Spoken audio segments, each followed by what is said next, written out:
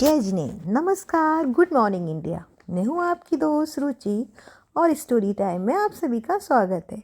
हर कहानी अपने अंदर छिपा कर रखती है एक संदेश जो हमें मोटिवेट करता है अंधेरे से उजाले में जाने के लिए। जब भी हम कंफ्यूज होते हैं तो यही कहानियाँ हमें सही दिशा दिखाती हैं और हमें ले जाती हैं उजाले की ओर। अगर मेरी कहानी भी आपको सही दिशा दिखा रही है और बन रही है आपकी सच्ची दोस्त, तो प्लीज़ मेरे चैनल को सब्सक्राइब, शेयर एंड लाइक कीजिए। आज की कहानी का शीर्षक है सम्मान किसमें।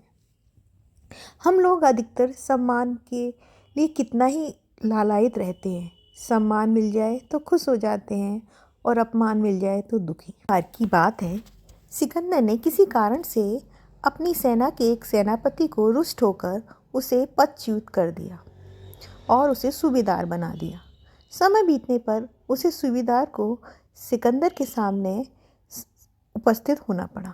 सिकंदर ने पूछा, मैं तुमको पहले के समान प्रसन्न देखता हूँ, क्या बात है? सूबेदार बोला, श्रीमान, मैं तो पहले की अपेक्षा भी सुखी हूँ। पहले तो सैनिक और सेना के छोटे छोटे अधिकारी मुझसे डरते थे, मुझसे मिलने में संकोच करते थे, परंतु अब सूबेदार बनने के बाद वे मुझसे बहुत स्नेह करते हैं, मेरा भरपूर सम्मान करते हैं, प्रत्येक बात में मुझसे सम्मति लेते हैं। उनकी सेवा करने का अवसर तो मुझे अब मिला ही है। सिकंदर ने पूछा, तो पदच्युत होने में तुम्हें अपमान नहीं महसूस होता कि तुम पहले सेनापति थे और अब मात्र सूबेदार? तो सूबेदार ने कहा, सम्मान पद में है या मानवता में? उच्च पद पाकर कोई प्रमाद करे, दूसरों को सताए, घूस ले, गर्व से चूर बने तो वे निंदा की योग्य है।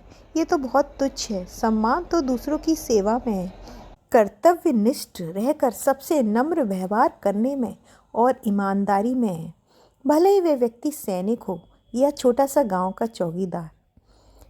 सिकंदर ने कहा, तुम बिल्कुल ठीक कह रहे हो। सम्मान का मतलब है आपको योग्य बनना, ना कि ऊंच पद हासिल करना।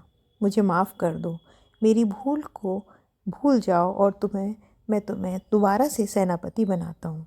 तो सही है, संसार का कोई भी जीव प्रसन्न या उदास किसी परिस्थिति के कारण नहीं होता, बल्कि अपनी मन स्थिति के कारण होता है।